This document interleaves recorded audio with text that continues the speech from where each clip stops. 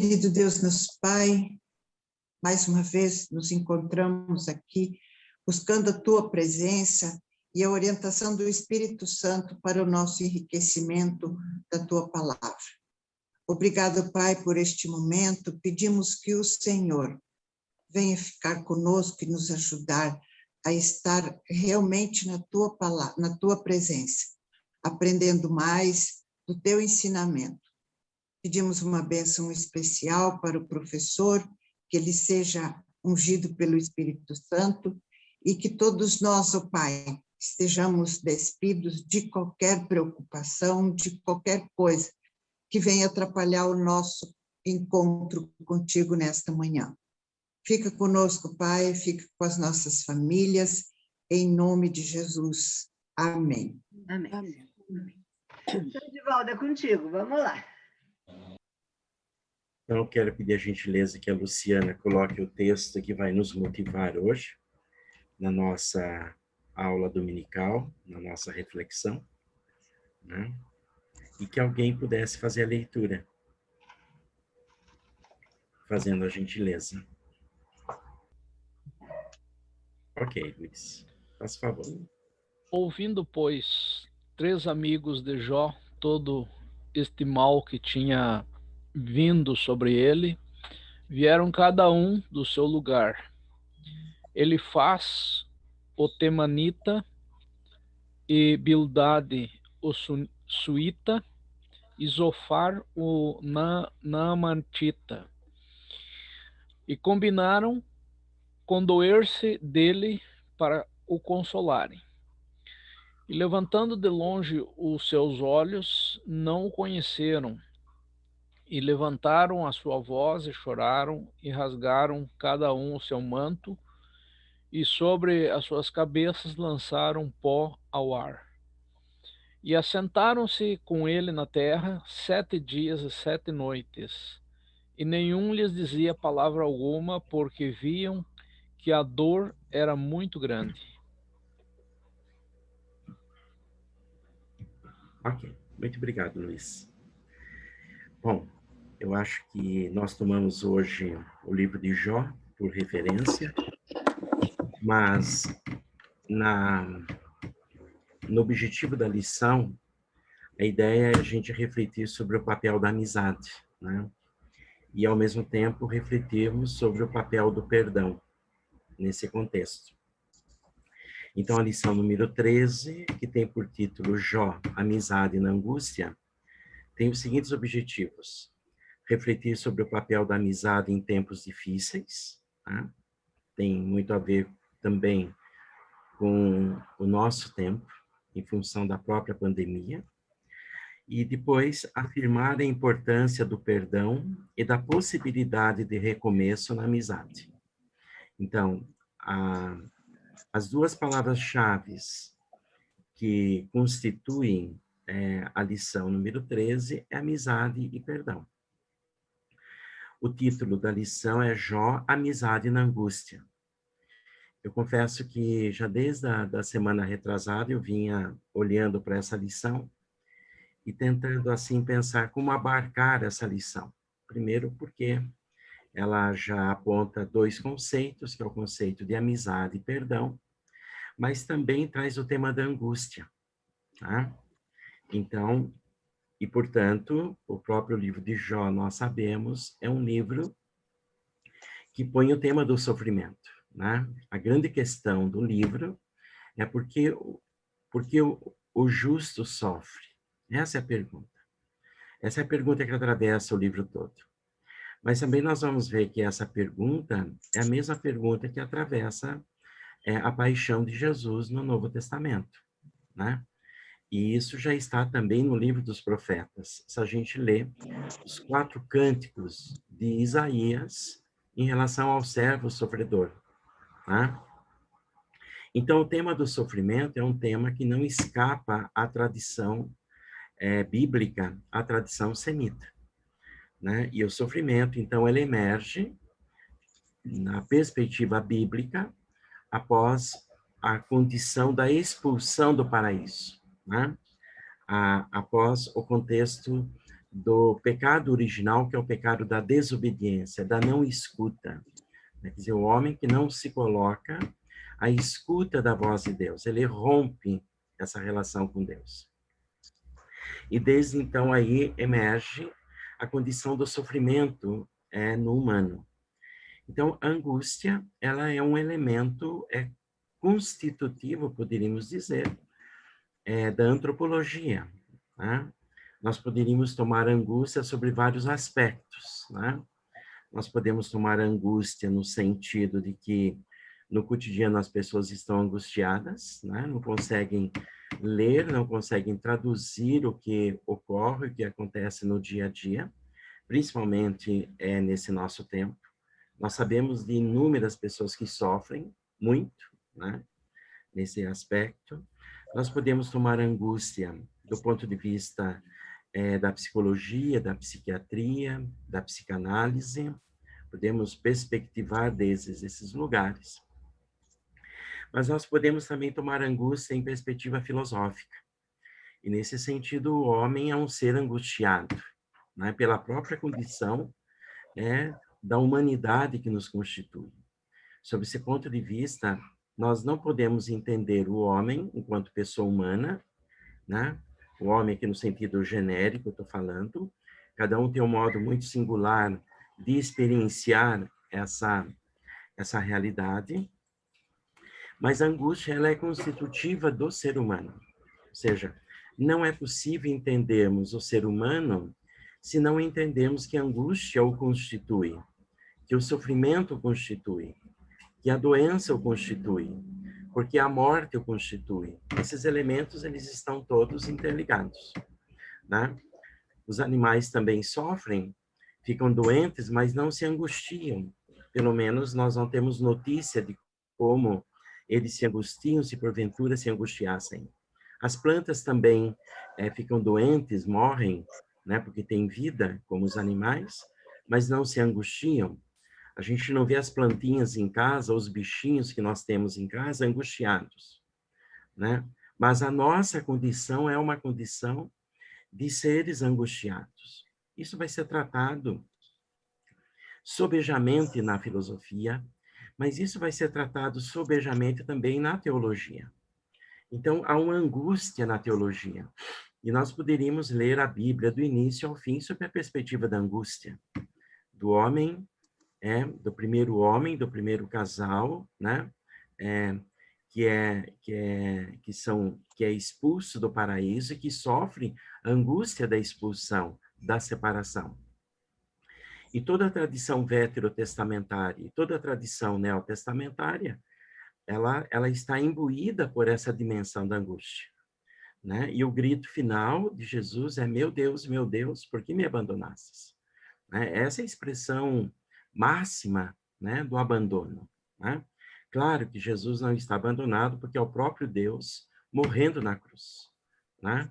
Essa travessia, né, pela noite escura, para usar um conceito que vem da mística, é o que, em última instância, constitui, poderíamos assim dizer, o conjunto dos livros da tradição bíblica. Então, eu poderia enfrentar esse tema de várias direções. Eu tomei aqui um caminho, e que, na verdade, um caminho que foi se desenhando à medida que eu fui organizando as ideias. Então, o que eu quero fazer aqui é um exercício de partilhar esse caminho, né, de preparação dessa aula, ver como é que isso se apresenta para cada um de nós, para cada uma de nós, né, e tentarmos, a partir daí, fazermos um exercício de diálogo e de ampliarmos, né, quer dizer, a própria perspectiva da leitura do livro de Jó, sem perder a dimensão do livro de Jó com os demais conjuntos, os demais textos que compõem o conjunto do texto bíblico. Bom, eu ia estar usando o chat, mas eu vou fazer assim, eu não vou usar para eu poder ganhar, assim, em tempo na minha fala, e depois eu prometo que eu vou, assim, passar um pequeno link com os conceitos que eu vou estar aqui empregando, Eu queria ter feito isso para projetar, mas, enfim, eu não o fiz. Enfim, eu não fiz por uma ignorância mesmo na organização desse tipo de coisa, né? Essa é um pouco a minha dificuldade. Mas eu comecei a pensar o conceito de amizade, que é a ideia-chave da nossa lição. Veja, a ênfase não está no sofrimento, embora o sofrimento esteja lá, né? A amizade na angústia, né?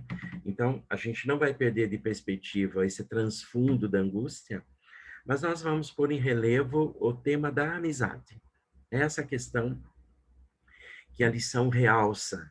E aqui está a beleza dessa lição, em sintonia com as demais lições que já foram discutidas e com aquelas que virão na sequência. Então, eu estava pesquisando, assim, a origem do termo amizade. E eu fiz um exercício.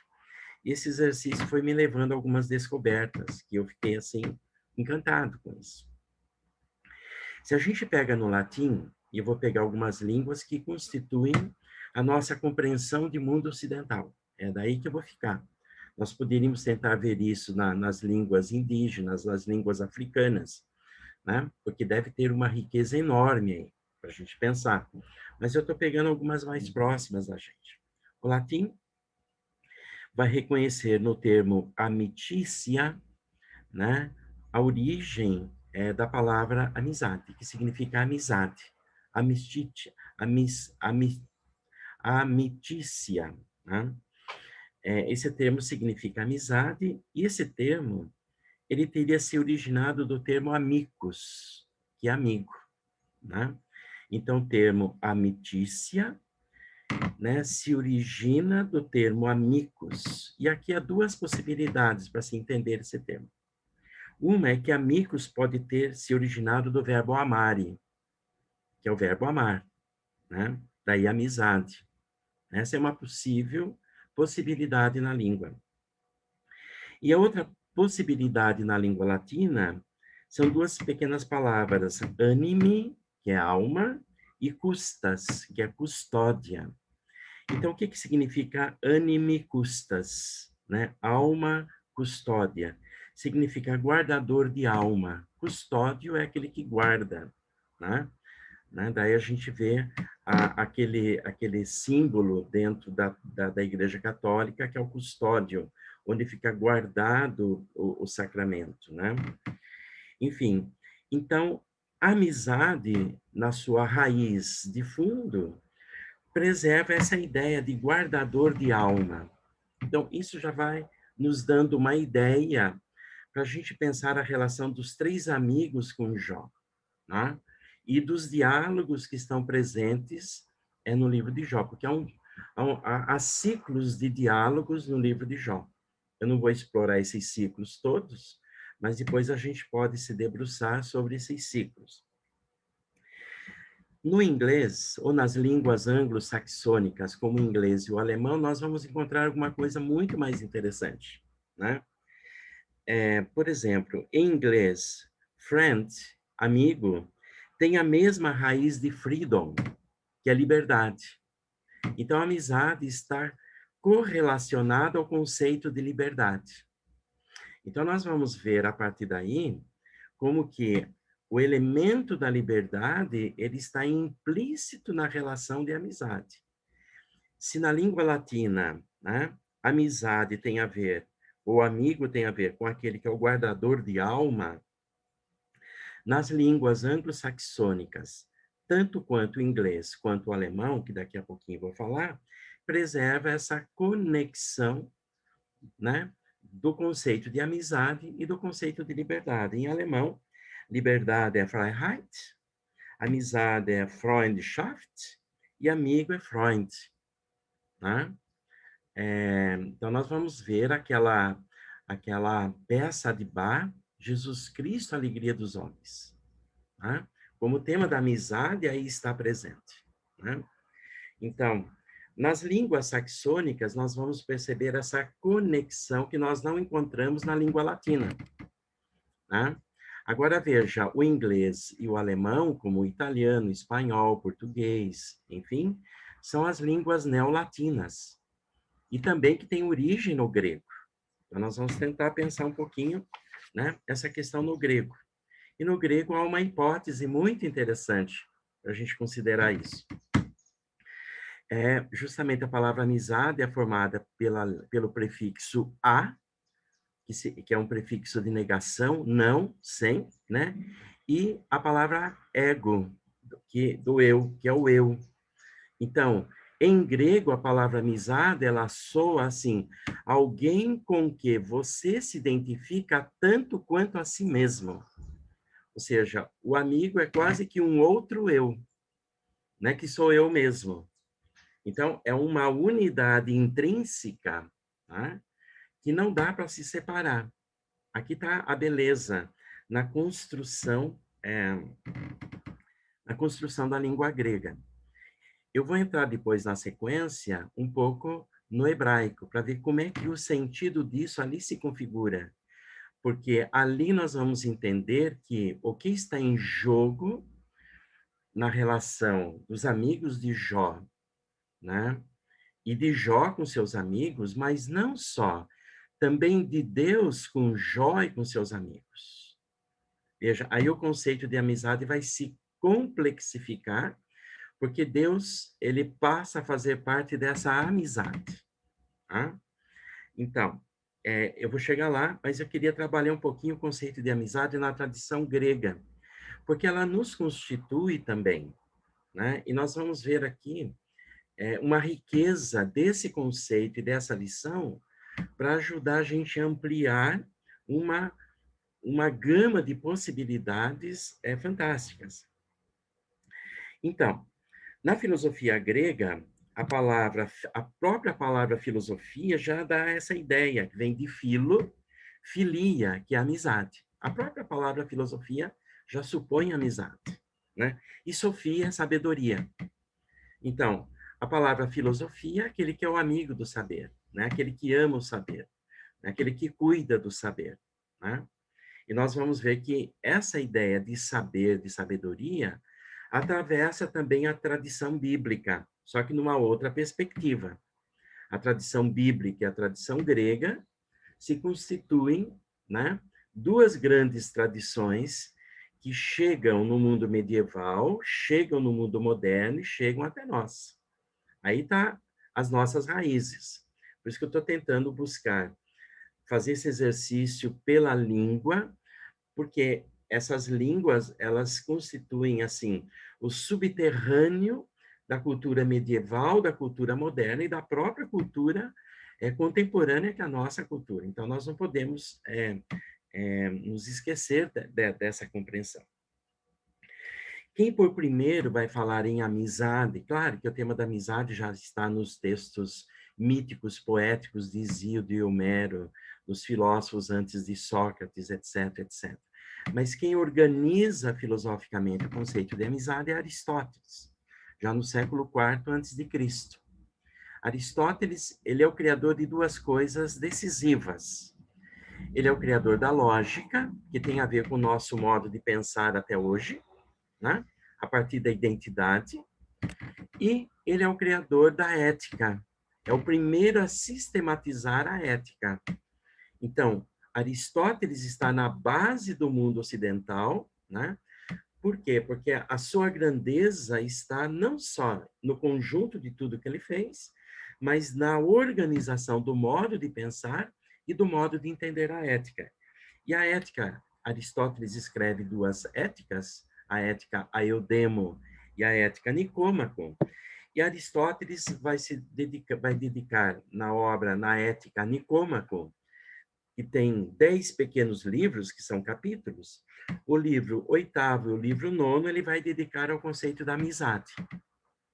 Veja, ele dedica 2 livros ao conceito de amizade. Então, a amizade é uma virtude que está no campo da ética. E vamos tentar ver as implicações disso.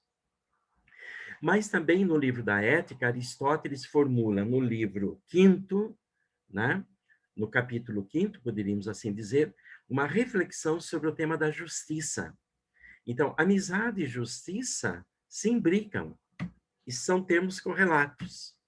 Veja, se na língua anglo-saxônica o conceito de amizade tem a ver com liberdade, no latim, amizade tem a ver com aquele que guarda a alma, na tradição grega, o conceito de amizade tem a ver com justiça.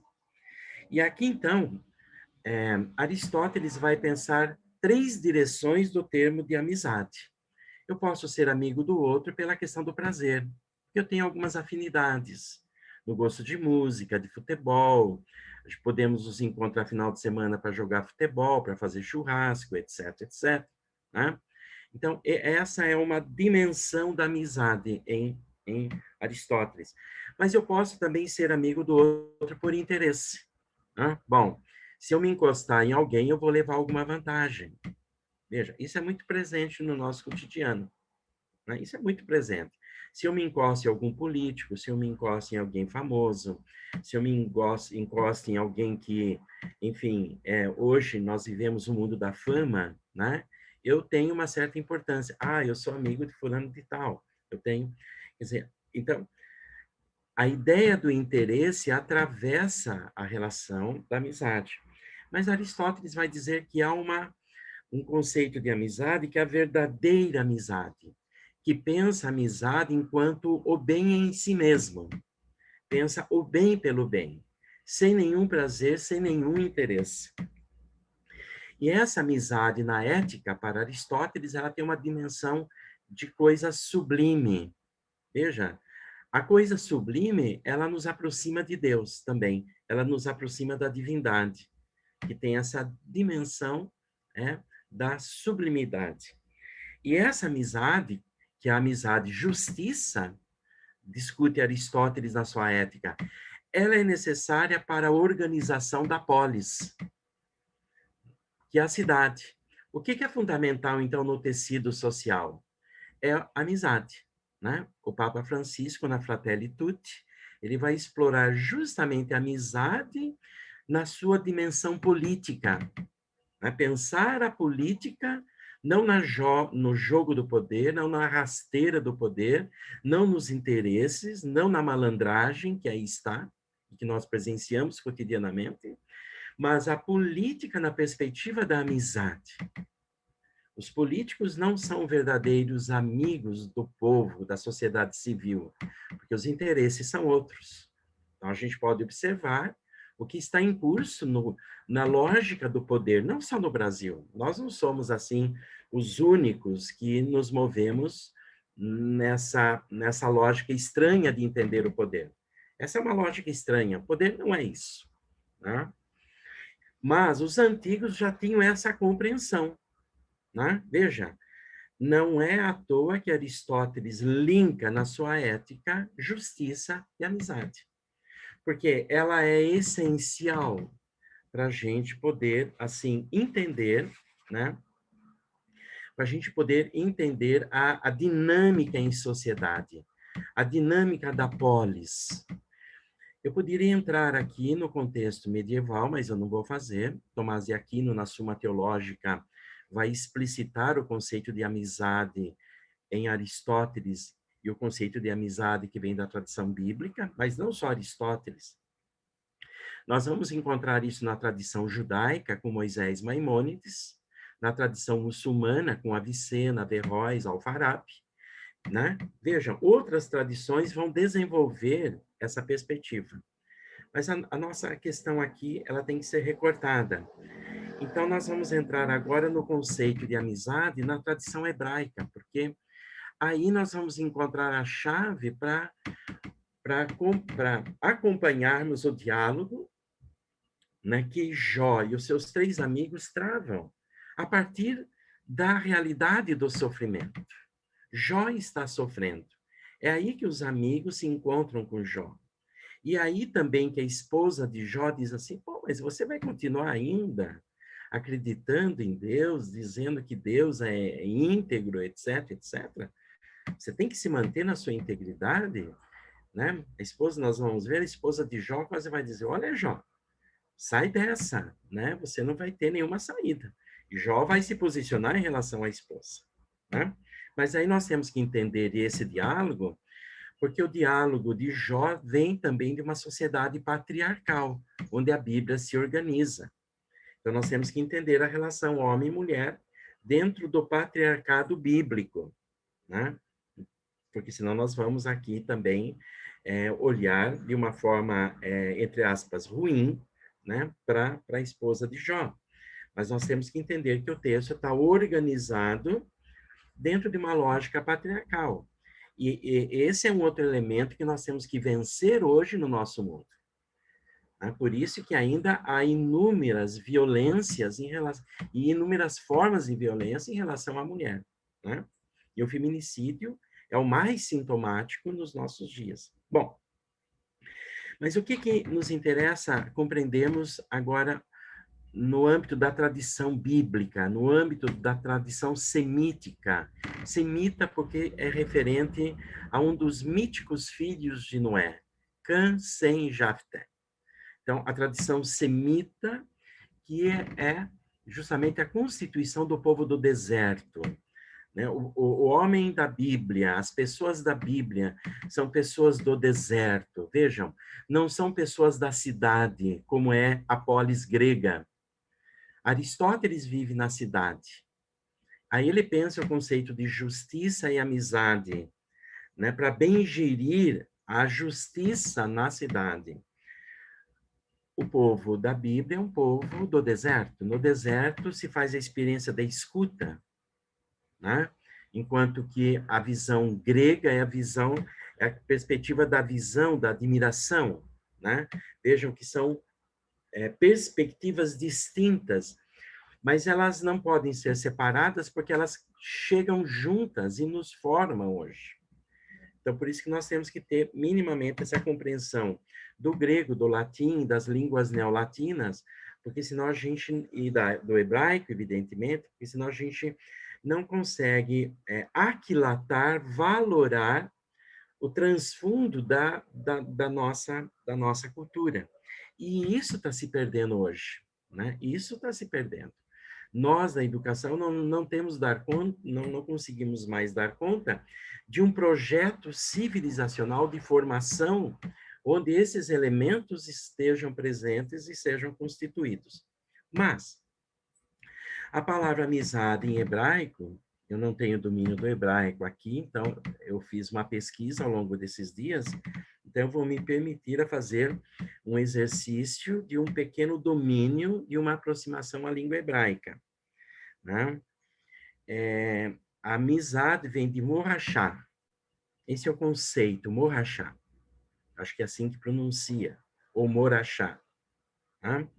Eu peguei esse conceito num site chamado Morachá, amizade. Depois eu passo o endereço desse site. Então, um pouco do que eu estou usando aqui vem de alguns sites, bem fundamentado, e eu estou me referenciando também na Bíblia de Jerusalém. São as fontes que eu estou me utilizando para fazer essa reflexão. Então, a palavra amigo, em hebraico, significa haver, que se escreve chaver. E a palavra amiga, chaverá, que se lê haverá. Então, haver, amigo, haverá, amiga. Né? É isso que eu fui aprendendo da pronúncia. Mas nós não temos o hábito da escuta do aramaico e do hebraico. Então, ler o texto de Jó, ler a Bíblia em linguagem ocidental, nos distancia dessa escuta semita, né? Então, nós precisaríamos ter essa sensibilidade de retomar essa escuta no aramaico e no hebraico. Claro, nós temos, não vamos aqui fazer agora uma entrada nessa questão, porque não é o nosso objetivo, mas mais para a gente ter essa sensibilidade de que nós lemos a Bíblia em chaves ocidentais. Tá? Nós não ouvimos a Bíblia em chaves orientais, em chaves semita.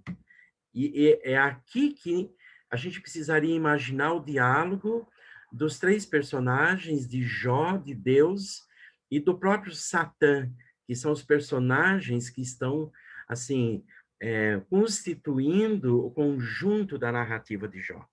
Então, a palavra haver, em hebraico, e aqui tem um sentido bonito, faz do mesmo um companheiro do seu próprio ser. Olha que interessante. A palavra Hafer faz do mesmo um companheiro do seu próprio ser. Então, Jó tem os seus 3 companheiros, que são 3 amigos. E também Deus é um amigo. Né? Veja, o homem é feito do mesmo ser de Deus. A pessoa é feita do mesmo ser de Deus. Por isso que a relação de amizade, ela ganha uma outra perspectiva no hebraico. Um companheiro solidário na jornada da vida, nessa aventura intelectual. Nós vamos ver que a amizade tem a ver com uma questão intelectual, mas na perspectiva hebraica, não ocidental como nós entendemos. Que é a descoberta do seu eu, na qual se está plenamente envolvido. Veja, por isso que Moisés pergunta para Deus, quem eu digo que tu és? Deus diz, eu sou aquele que sou. Jesus vai dizer, eu sou a porta. Veja, não é à toa que Jesus diz a porta, porque amizade em hebraico tem a ver com abrir a porta. Olha que interessante. E isso é muito bonito. O conceito de eu na concepção hebraica não tem a ver nada com eu na concepção da psicologia ocidental, do ego ocidental. Nesse sentido, nós estamos presos ainda a esse eu ocidental, que na filosofia a gente vai entender como o eu burguês, o eu do liberalismo, o eu individual. Então, nós temos que romper com essa casca para pegar o eu da perspectiva bíblica. Esse eu, ele reúne um conjunto de coisas, né? Na busca pelo eu, o amigo ajuda o outro a se elevar acima de suas próprias necessidades, suas limitações, que muitas vezes o fazem esquecer o porquê na sua existência. Talvez essa seja a dimensão da graça, porque Deus é nosso amigo, que nos faz elevar acima das nossas necessidades. Então, talvez aqui a gente possa recolocar o tema da graça na perspectiva hebraica aramaica, né? Porque Deus é esse amigo, porque a sua imagem está em nós, ele está em nós. Veja, o judeu não tem problema com a existência de Deus, porque ele respira Deus, né? É o espírito, é o sopro. Então, isso nós ocidentais perdemos. Então, isso talvez nos ajude a recolocar, quer dizer, a própria importância da palavra-chave.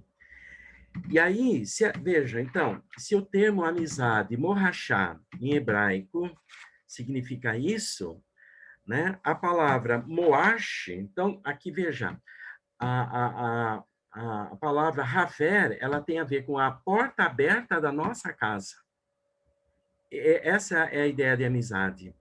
A amizade no hebraico aramaico é a porta aberta da nossa casa. Por isso que a gente entende a chave da hospitalidade.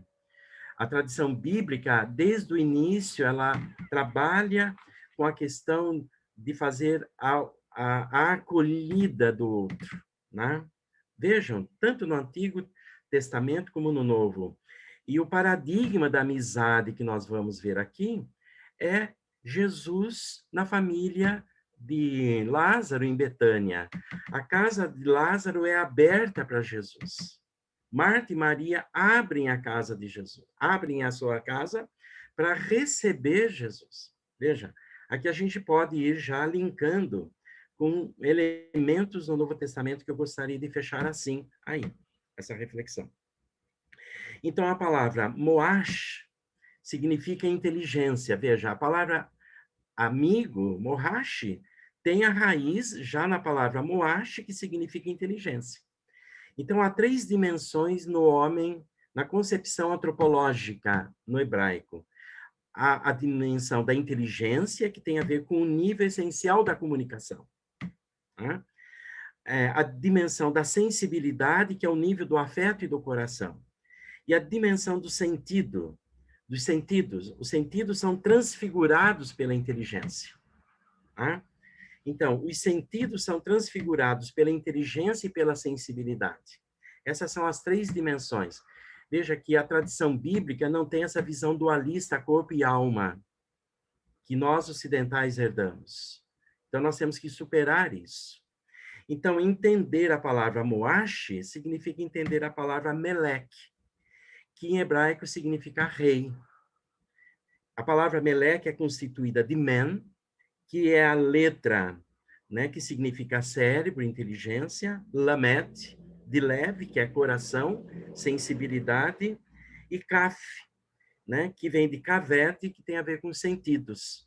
Por isso que o rei em hebraico é aquele que sabe governar, porque ele governa, então, com o cérebro, a sensibilidade e os sentidos. Veja, tudo isso está junto.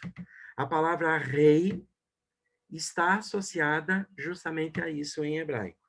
Então, esses três conceitos correspondem aos três níveis da alma no humano, que a Bíblia já vai explicitar para nós, né? Neshma, que é o pensamento, a compreensão superior, Ruach, onde se alojam a emoção, e Nefesh, que tem a ver com os nossos instintos, os nossos sentidos. Instintos aqui entre aspas, né? Então, o que é a liberdade humana de que o texto bíblico vai falar? O que é a liberdade dos filhos de Deus que Paulo, que é um semita, vai falar? É a atuação desses três níveis de equilíbrio e no diálogo com Deus, né? Então, parece-me que na língua hebraica o conceito de amizade, ele tem uma complexidade que é decisiva para a gente poder, olhar para essa questão. Bom, vamos olhar agora para o livro de Jó. Vamos tentar ver o que ele nos diz. Eu vou fazer uma olhadinha por fora, depois vou entrar um pouco por dentro. Mas só no sentido da gente compor aqui uma imagem do livro de Jó e tentarmos reconhecer aí a dimensão da amizade e alguns outros elementos que estão em questão aí também. Então, nós poderíamos dizer assim, um pouquinho de fundamentação assim para a gente poder olhar para o livro de Jó. Aqui eu estou usando a Bíblia de Jerusalém em algumas passagens no que eu estou dizendo, para pelo menos termos isso como referência na nossa reflexão. A Bíblia de Jerusalém, na introdução do livro de Jó, ela diz assim: a obra-prima da literatura do movimento sapiencial é o livro de Jó. No entanto, que na tradição bíblica aqui, os livros sapienciais se iniciam justamente com o livro de Jó, né? É um texto, por excelência, da tradição sapiencial bíblica. O livro de Jó compõe os livros sapienciais constituídos por Provérbios, Eclesiastes, Eclesiástico e Sabedoria. Na tradição protestante, alguns desses livros não fazem parte. Então, por isso que aqui a gente tem que trabalhar com a tradição da Bíblia protestante, com a tradição da Bíblia católica e a tradição da Bíblia ortodoxa, que tem mais livros do que a tradição católica, inclusive. Então, são pelo menos 3 grandes tradições que a gente precisaria ver. Os Salmos e o Cântico dos Cânticos também, eles entram nessa estrutura do que vai ser chamado de livros sapienciais. Então, a Torá ela é constituída justamente pela lei, pela sabedoria e pelos profetas. É isso que estrutura a teologia do Antigo Testamento. O Pentateuco, os 5 primeiros livros, né? Depois, os livros sapienciais e a tradição profética. Aí reside, então, as 3 dimensões constitutivas da teologia judaica, né? Da tradição judaica.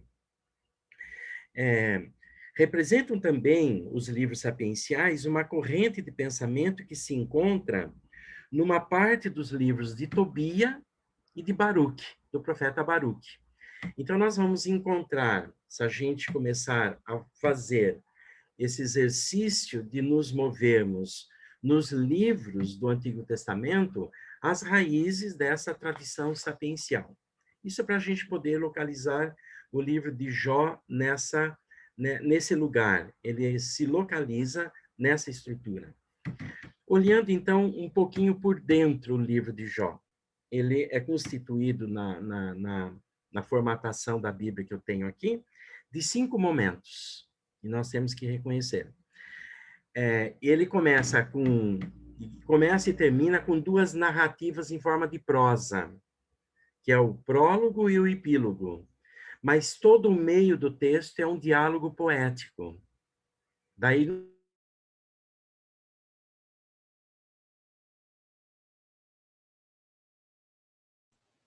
Travou, né? Rosa, você está sem som. com Deus. Né? Então, travou aqui pra gente, viu? Se você puder alô? repetir um pouquinho. Alguém está falando algo? Travou. Travou aqui pra gente. Se você puder repetir. Tá bem. Por favor. Tá bem.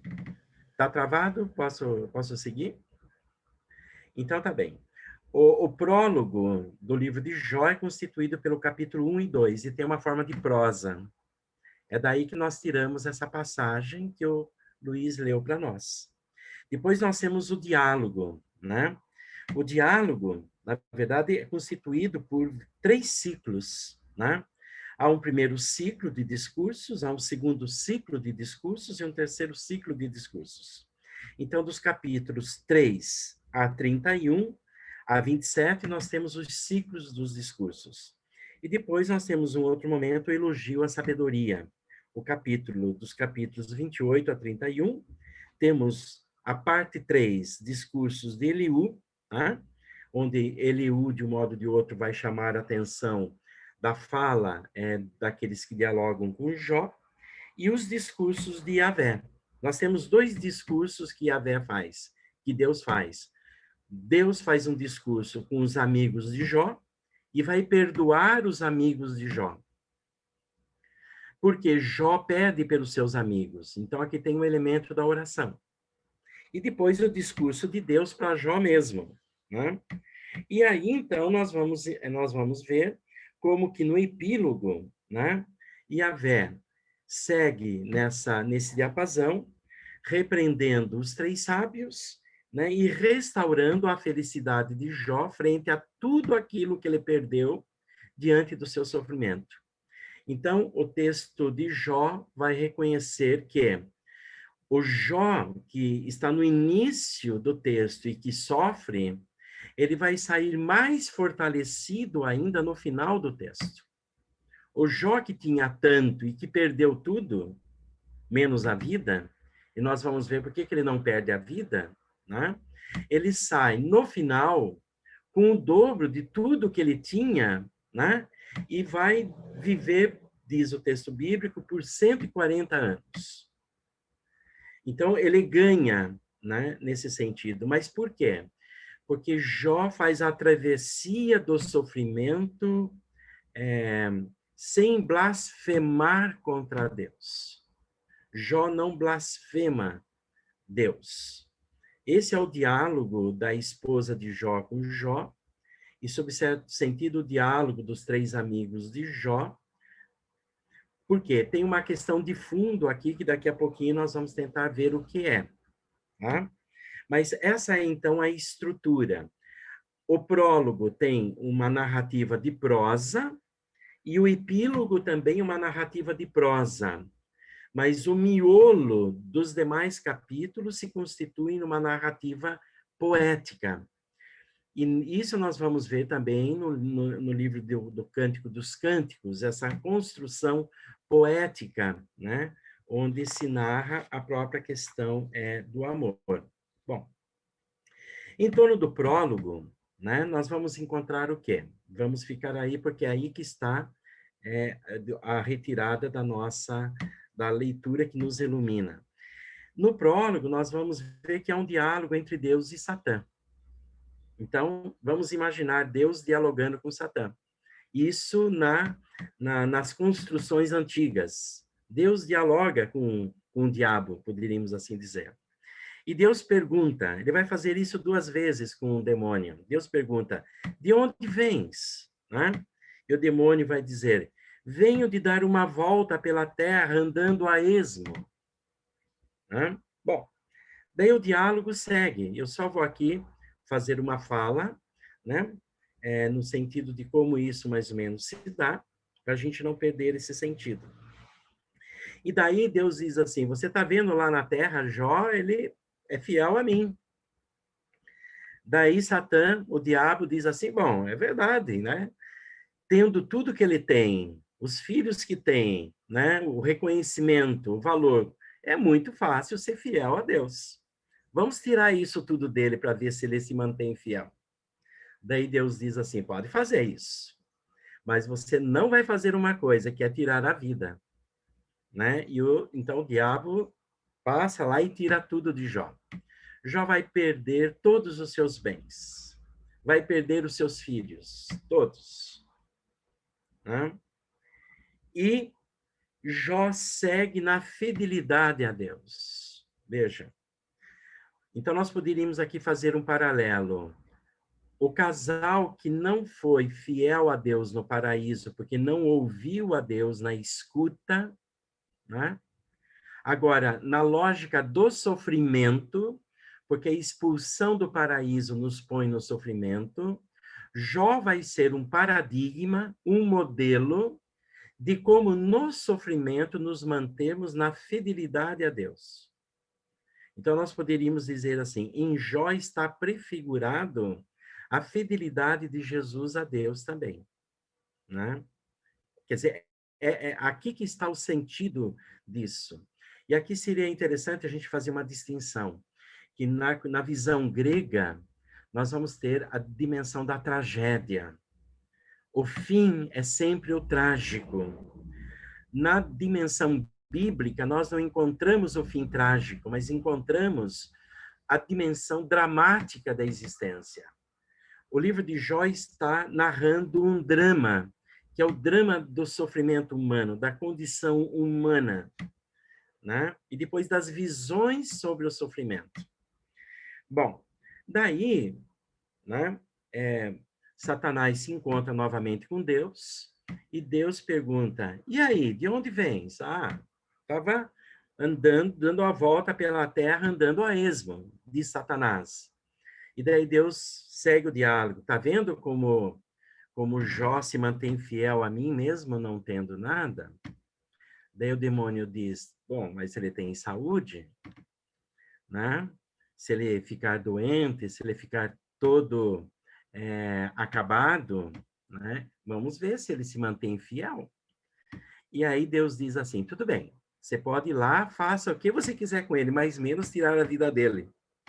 E o demônio vai lá e Jó fica impregnado de manchas na pele, de sofrimento, de dores, a tal ponto, se abeirando a condição do homem leproso, com mau cheiro, com mau hálito, perde os dentes.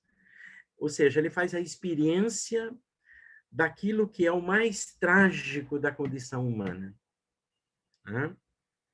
Veja, eu estou trazendo a dimensão trágica, mas não é a tragédia o fim desse processo. Isso que é fundamental a gente reconhecer. Como é na perspectiva grega, como acontece na comédia e na tragédia grega, né? A tradição bíblica, ela vai na dimensão do drama. A experiência do homem é sempre uma experiência dramática no paraíso, né? Na expulsão do paraíso, na experiência da cruz, né? Olha, se for possível, faça de mim essa dor, mas que a sua vontade seja feita. Veja, é sempre essa tensão. Então, aí é que começa a aproximação dos três amigos de Jó. E a esposa também, ela tenta demover Jó, né, desse lugar. Olha, por que você insiste em se manter fiel a Deus? E aí Jó chama a atenção da esposa, como vai chamar a atenção, na verdade, dos seus filhos, dos seus amigos. E aí, então, os três amigos representam o quê? Os três amigos representam três visões sobre o sofrimento na época, né? Na época do Antigo Testamento. Então, há três personagens que a revista traz, e eu vou trazer alguns dados que eu retiro da Bíblia de Jerusalém, para ser breve, e aí eu vou concluir para a gente poder conversar sobre. Então, os três amigos, como o Luiz já leu na leitura, são Elifaz de Temã, Bildad de Suaz, eu encontrei a versão Baldad, e Sofar de Naamat, né? Elifaz, né? Como diz aqui a revista, a Bíblia de Jerusalém dá essa informação. Fala com a moderação da idade e também com a severidade da longa experiência. Isso é uma informação que está na Bíblia de Jerusalém, na introdução. E a revista vai dizer que ele é legalista e moralista, e representa a tradição bíblica rabínica. Né? Sob certo sentido, vejam, essa tradição ela vai atravessar o Novo Testamento. Lembre-se daquela cura que Jesus faz do cego de nascença. As pessoas perguntam, os discípulos perguntam, mas por que ele é cego de nascença? Ele está pagando os pecados de quem? Jesus diz assim, ele não está pagando o pecado de ninguém. Ele é cego porque ele é cego. Veja, vale a pena a gente voltar a essa passagem no Novo Testamento, né? Porque aí a gente vai ver essa mentalidade presente no Novo Testamento e Jesus refuta essa mentalidade. Mas essa mentalidade é muito presente nos nossos dias. Nas nossas experiências de igreja, as mais distintas, eu diria não só na nossa tradição cristã, mas em outras tradições também, e ela é muito presente no cotidiano, no sentido de que há uma visão moralista sobre o sofrimento do outro, né? Veja, sob certo sentido, quem está no poder hoje no Brasil tem uma visão sobre o sofrimento das mais de 370 mil pessoas que morreram e das milhões de pessoas que estão contaminadas pelo coronavírus. Veja, né? Olha a visão de quem está no poder diante dessa tragédia que a espécie humana tem experienciado nesse momento. Depois nós vamos encontrar Bildad, de Suás. A Bíblia de Jerusalém vai dizer assim, é homem sentencioso que se mantém no meio termo, né? Depois a revista vai nos dar a seguinte informação, tem um discurso mais duro do que ele faz, representa a tentativa de resposta pela razão, dar uma explicação racional do sofrimento. Veja, uma outra leitura do discurso. Por isso que há 3 ciclos de discursos no livro de Jó, na parte poética, né? É o diálogo com Elifaz, com Bildad e com Sofar. E Sofar é o mais jovem, é o 3º diálogo. Ele deixa-se levar pelos arroubos da juventude. Então, no seu discurso, há muito lugar para a religião e pouco para a fé, como diz a revista. É aquele discurso de quem segue a religião, mas não vive a experiência da fé. Não faz a experiência da fé. Do ponto de vista da filosofia, nós poderíamos aqui fazer menção à obra de Kierkegaard. Kierkegaard tem uma obra chamada Sobre a Angústia. Vale a pena a leitura da obra de Kierkegaard, que é um pensador dinamarquês que está na tradição bíblica, né, e que retoma a experiência de Abraão com Isaac, no contexto do holocausto de Isaac, do possível holocausto de Isaac. Veja, a angústia de Abraão, a angústia de Isaac, né, diante dessa experiência do assassinato do próprio filho. E que tem um paralelo aqui com a experiência de Jesus na cruz, a angústia de Jesus também. Não podemos aqui, e deveríamos talvez aprender a ouvir em hebraico aramaico, meu Deus, por que me abandonaste? Aqui o grito da angústia não é mais angústia que está no mundo ocidental, né? É uma angústia com a qual nós deveríamos, assim, aprender. E aqui eu vou começando, então, a fazer já alguns fechamentos. Então, o que atravessa esses 3 discursos no diálogo com Jó? Né? E aqui é um outro ponto que nós poderíamos pegar só esse ponto para pensar. Eu tomei a decisão de não pegar esse ponto, mas de enfatizar a questão da amizade como uma revista. Em que pese as 3 diferentes visões sobre o porquê Jó sofre, que se encontram nas posições de Elifaz, Bildad e Sofar, que são 3 sábios que vêm da Arábia e do país de Edom, bem como Jó, que também é um personagem que se inspira nessa região. Veja, a figura de Jó se inspira na região da Arábia, de Edom, né? É o herói que sofre, né? Jó é o herói nesse sentido. Mas um herói que sofre, que aguenta o sofrimento. Veja, uma outra perspectiva de herói, né?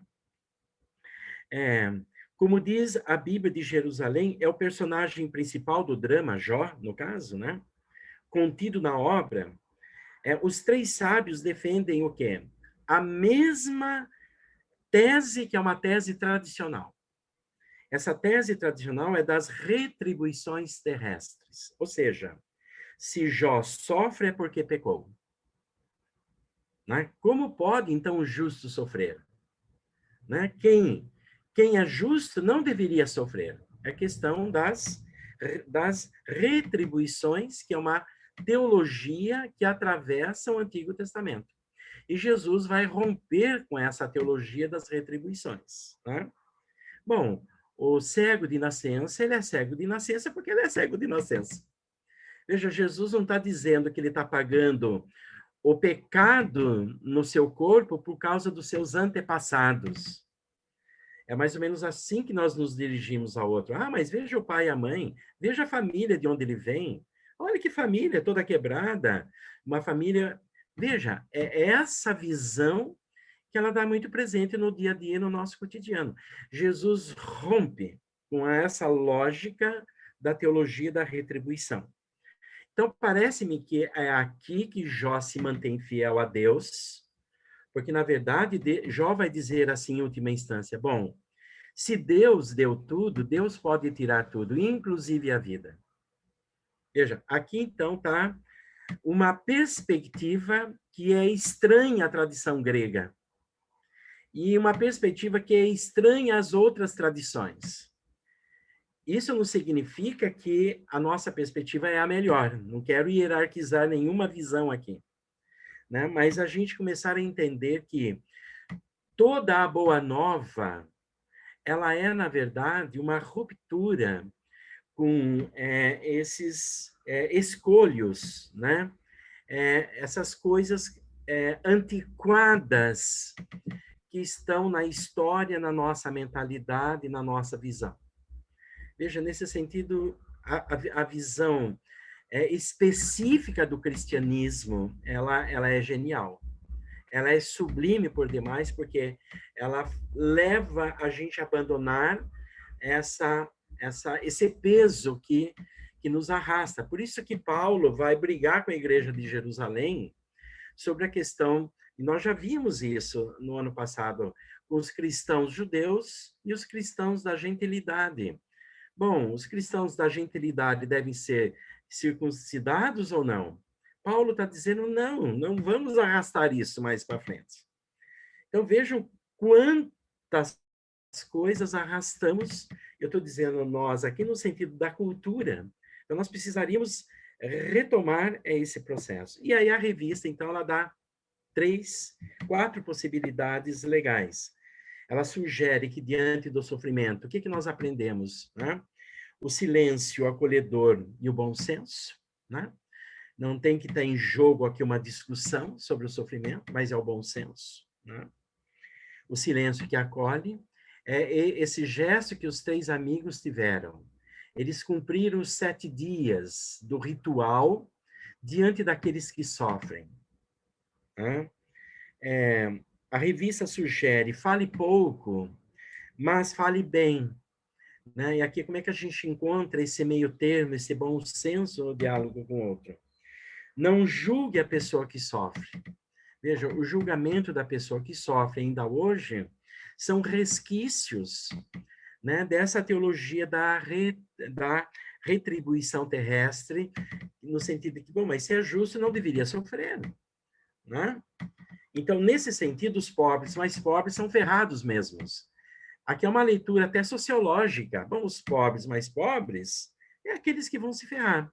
Mas os ricos não devem sofrer, porque, veja, olha a família de onde ele vem, olha o que ele tem, olha a fama que ele tem, olha o poder dele. Veja, isso está muito presente no nosso imaginário e não só na realidade brasileira. Isso se manifesta em inúmeras formas nas outras culturas. Nós não somos os únicos que nos movemos nessa direção.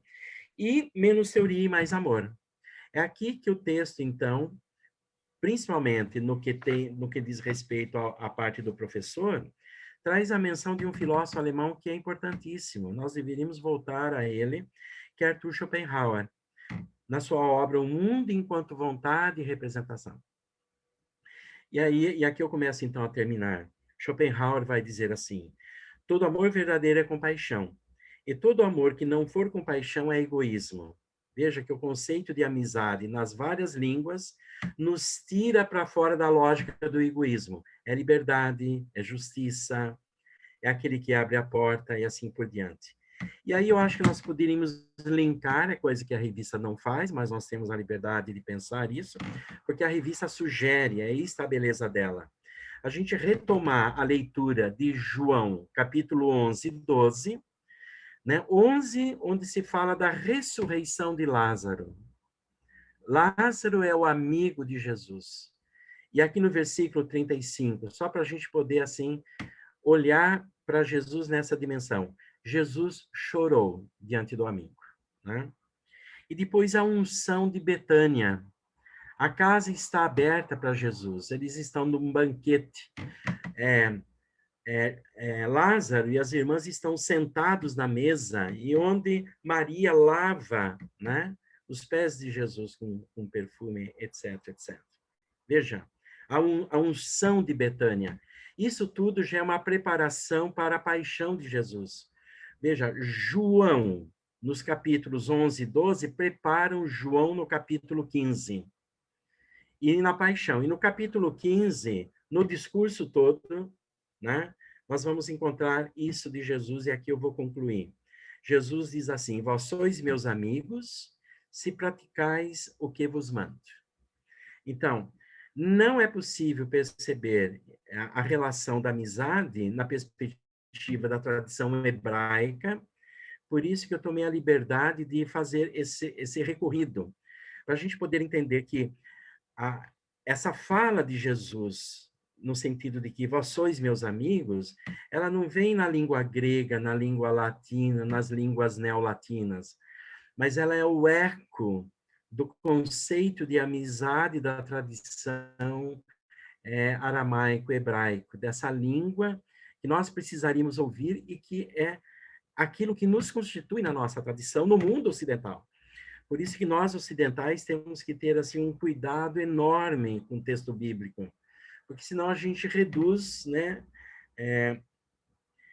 enfim, a Bíblia a uma visão ocidentalista e até iluminista, né? No sentido de que a razão do homem moderno, a razão iluminista que nos leva a dar chaves, e a experiência da fé, então, ela transcende essa razão iluminista. Há uma leitura sobre Schopenhauer, porque Schopenhauer faz talvez uma das melhores interpretações de Immanuel Kant. E Kant é um pietista, ele vem da tradição protestante. Aqui nós estamos naquilo que é o melhor da teologia de Lutero, que nós precisamos articular. Veja, se costuma dizer por que Schopenhauer não terminou seus dias no mosteiro, numa vida recolhida. Porque ele conseguiu captar de uma forma tal o sofrimento humano e, ao mesmo tempo, o valor da compaixão humana e do amor enquanto compaixão, né? Enfim, eu pontuo a minha reflexão por aqui para a gente poder conversar e para a gente poder, assim, seguir o curso da nossa aula dominical.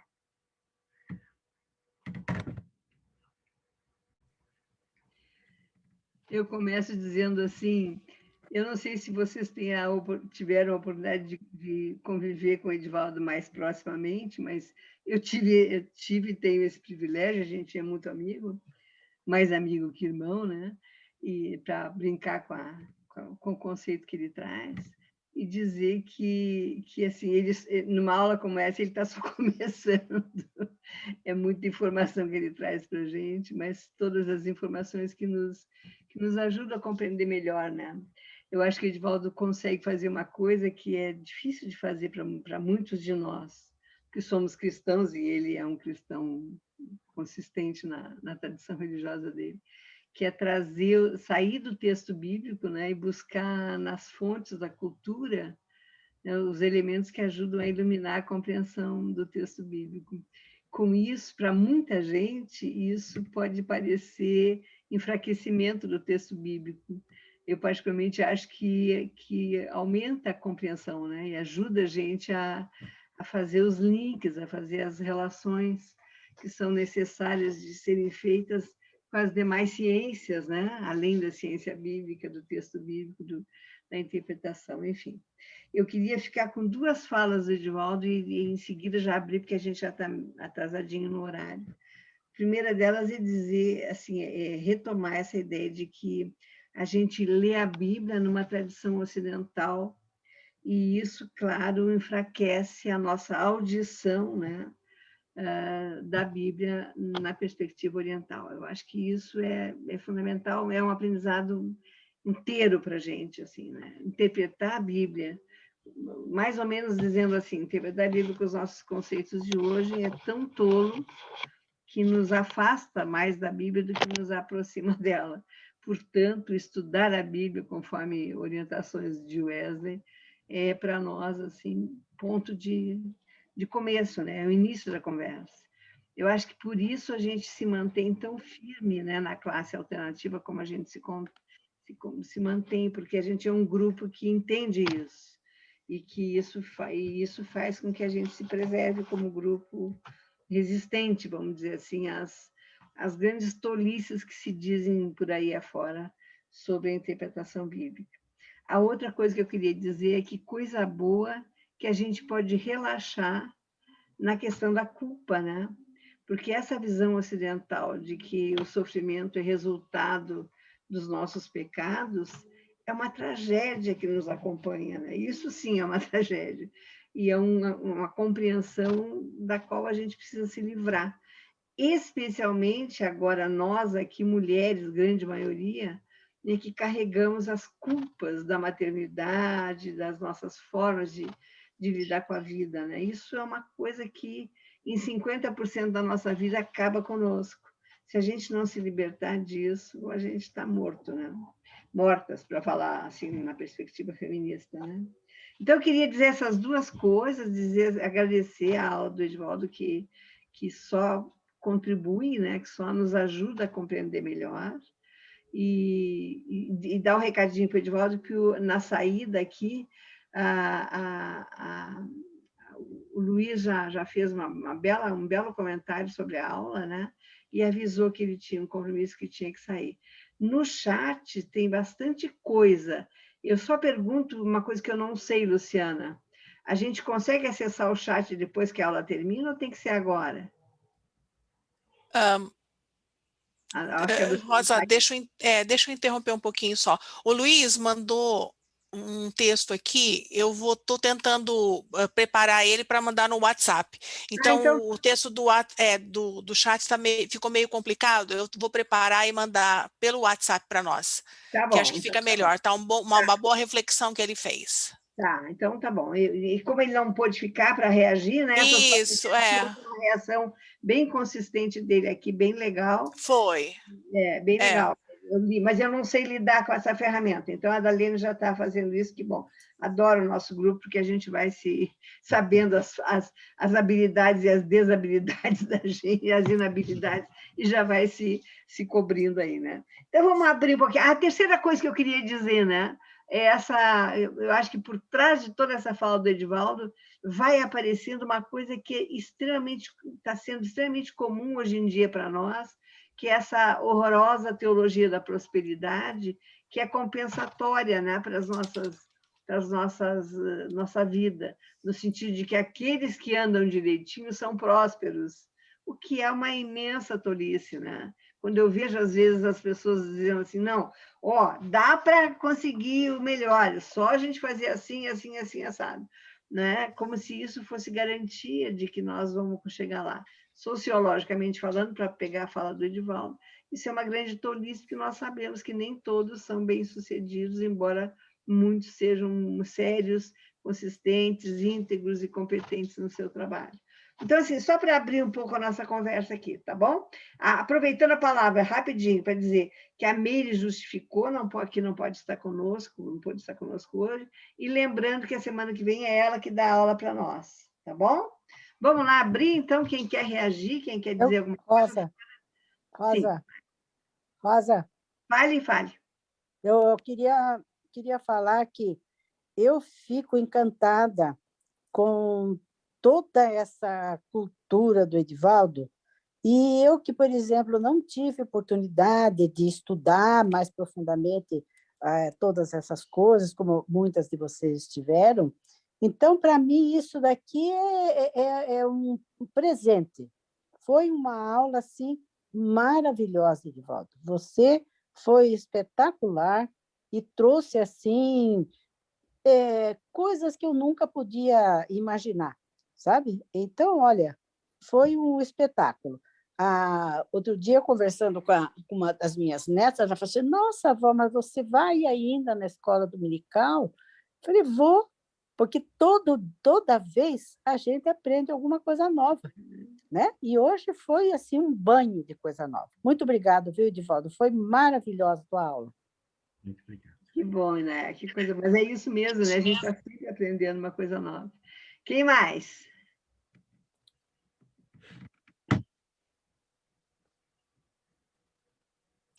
Eu acho muito legal o fato de que a nossa variedade de formação, de experiência e tudo isso faz com que esse grupo seja, então, diferenciado, né?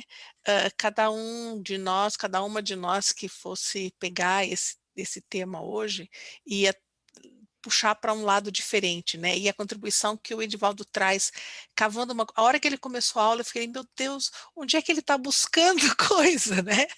Que de um caminho que nunca, para mim, pelo menos, né, seria pensado. Então, essa possibilidade que a gente tem, né, de montar um mosaico mesmo com as possíveis leituras, né, elas são muito ricas.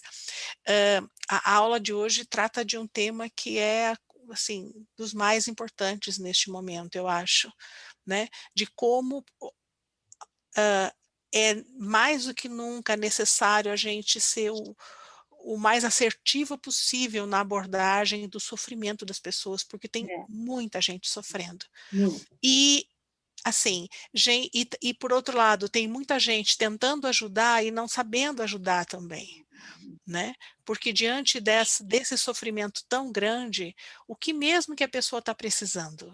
Né? E aí, trazendo então para o nosso estudo, o que mesmo que o Jó estava precisando naquele momento.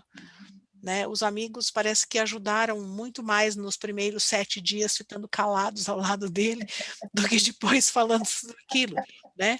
Mas somos nós que fazemos mesmo isso, né? Tentando buscar na razão, na tradição, nas instituições, enfim,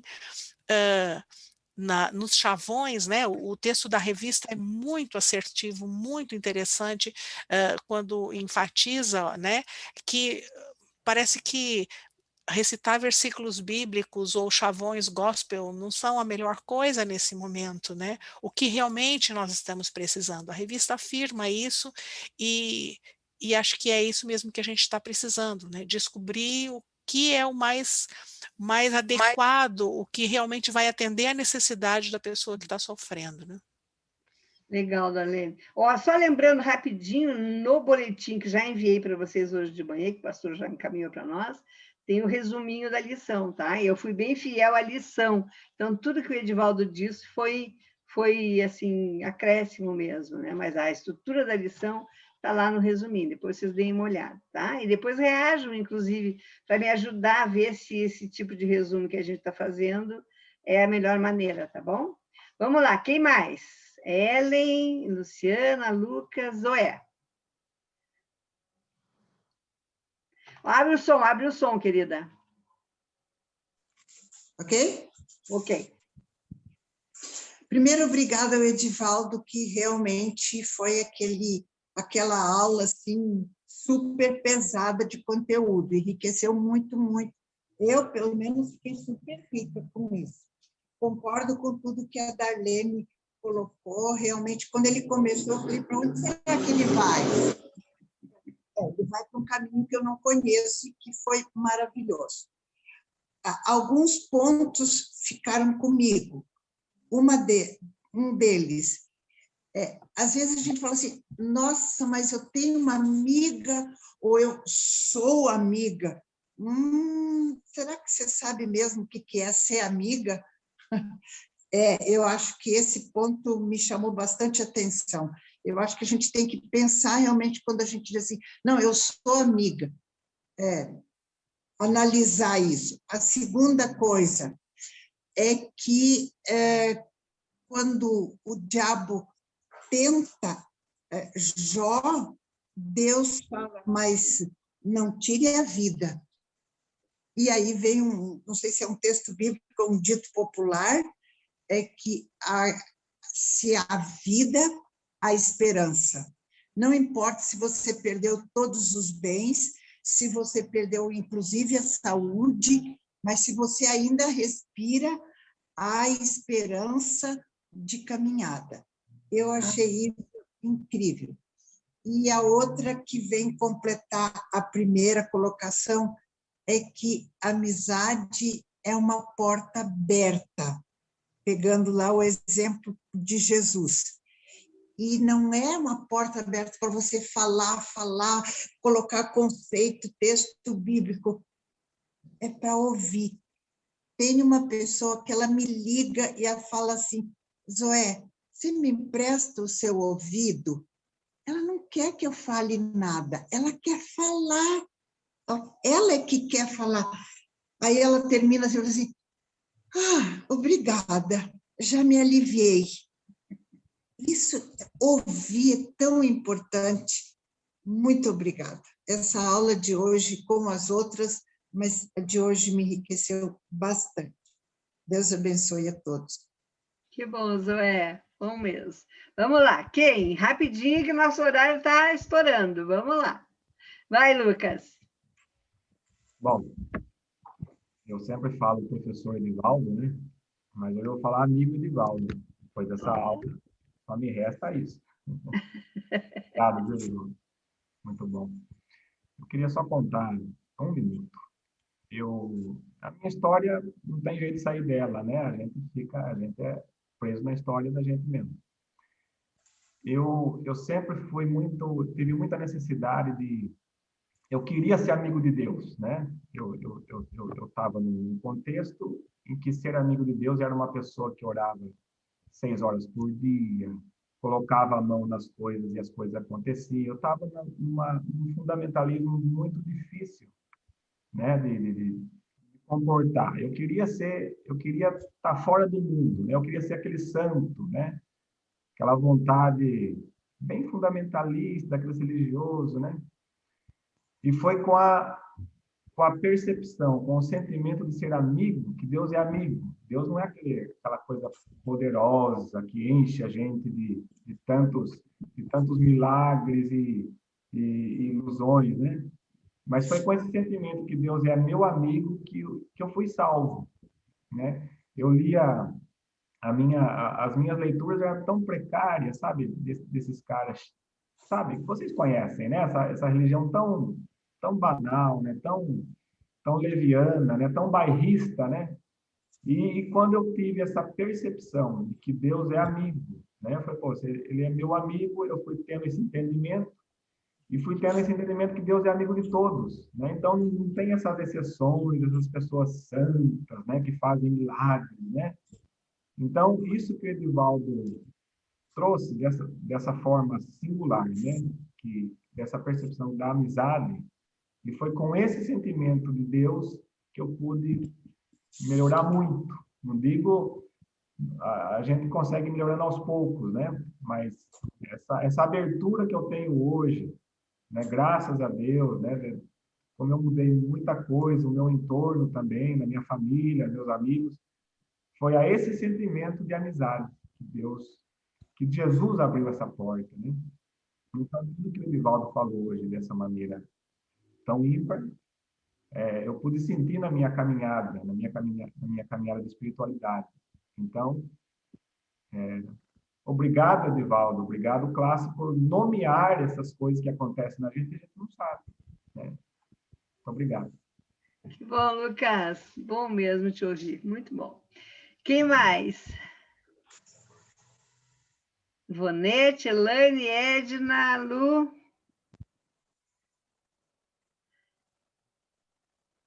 Tudo bem? Fechou? Fala. Quem é? Quem é? Edna? Deixa eu ver se vai. Vai. Edivaldo, tá bonita. Vai, firme. Assim como já foi dito, eu também fiquei muito feliz de ouvir a sua viagem na filosofia, no tempo, sei lá, ficou ótimo, ficou tão bonito, que eu fiquei pensando assim, e agora, meu Deus, eu não entendo nada de filosofia. Mas muito interessante, eu fiquei muito contente e agradeço a Deus por estar participando dessa sala de escola dominical, porque realmente é um aprendizado todos os domingos. Eu, às vezes, prefiro ficar sem falar nada, só ouvindo, porque realmente eu só estou me enchendo.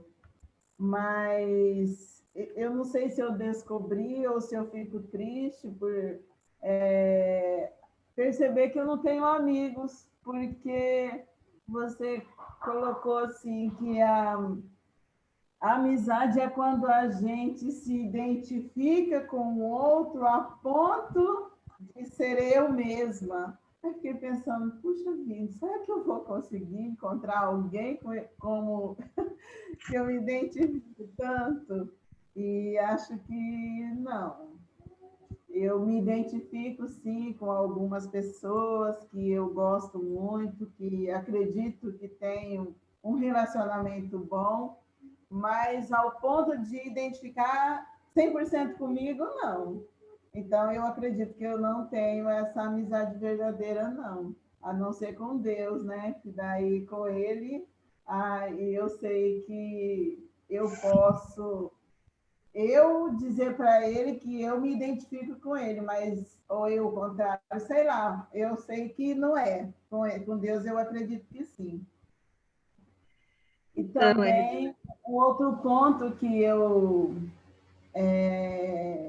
gostei muito da sua fala, quando você traz para os dias de hoje, aí fala assim para nós que o silêncio muitas vezes nos acolhe muito mais, né?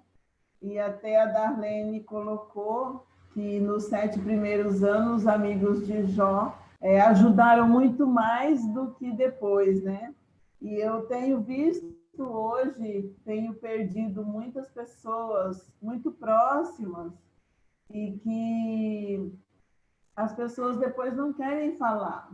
Elas se fecham, se calam, e a gente tenta conversar, até para tentar falar sobre esse momento de dor, mas as pessoas não querem falar. Então, eu penso que estar junto e em silêncio. Então, é esse silêncio que eu entendo que a gente faz essa acolhida. Eu estou exercitando isso em mim. Eu estou tentando fazer isso, né?